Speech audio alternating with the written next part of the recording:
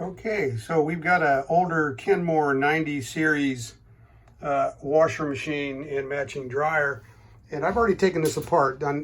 I'll give you a search in the description about where you can actually find a video. I think it's actually from Kenmore or somebody, and how to take this apart. It's really simple.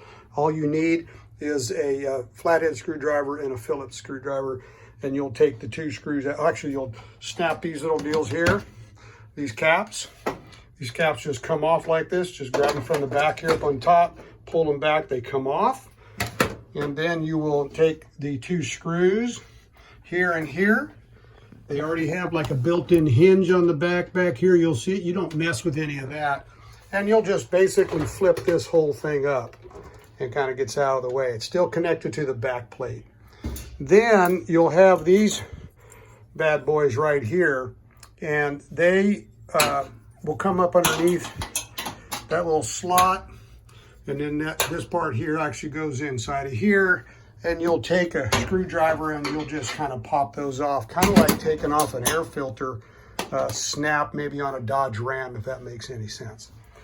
Anyway, I know it's dirty, but they've been around a while. Things been working hard all these years, but it won't drain and it won't spin or anything. So once it's done with the wash cycle, it just remains full of water. And I couldn't figure out why, except I narrowed it down to the switch. And this switch, this little pin goes down, as you know, you've seen this if you've got one, and it just pushes down in there, and that way that doesn't activate the drain down and the spin cycle, so that you don't put your arm in there while it's spinning. A kid doesn't put their arm in there while it's spinning, so whenever you open the door, of course, it shuts down. But that switch keeps it going, and that switch fails. Why? For a number of reasons. But before you go out and run and buy one, and I know they're only 10 bucks, this is what this switch looks like. Oh, by the way, I forgot to mention that once you get those two things off there, you just take this bad boy, lift it up over the water inlet there, and that baby just scoots on out of the way. It just gets out of your way. And you have complete access to these two screws right here, and you can look underneath there and you can see this whole unit comes out. So what does this unit do? It sits like this underneath, and as that pin comes down off of the lid, it snaps that down. You can hear that. What happened to mine was, it wasn't completely, see how it's kind of coming apart in there. There's a little seal, and it kind of came apart so that when it was hanging down a little bit, I'm going to try this with one hand. When it hung down a little bit and this thing came down, had that pin from the lid hits it, it wasn't really making that clicking sound, which means it wasn't actuating and telling the unit that the door is closed and it's okay to start to spin and even drain. What I'm going to do before I buy one is I'm going to take a zip tie and I'm going to wrap it all the way around this thing, all the way around here, and keep this clamshell, so to speak, closed. If that makes any sense to you.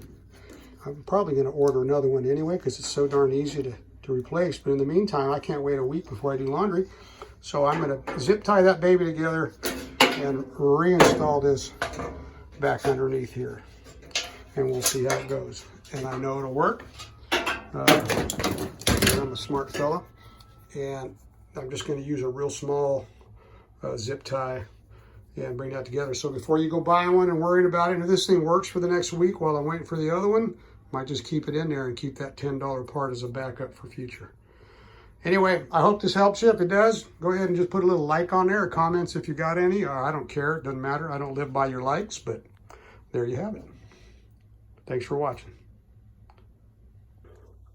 So I was going to use that smaller zip tie, but it actually, I don't think it was strong enough really, and really I couldn't put it around this area here without interfering with the switch. So I ended up putting a bigger zip tie on there and clammed that thing shut. And let me tell you, it works just fine. Save yourself some money. Do what I do. Thanks again for watching.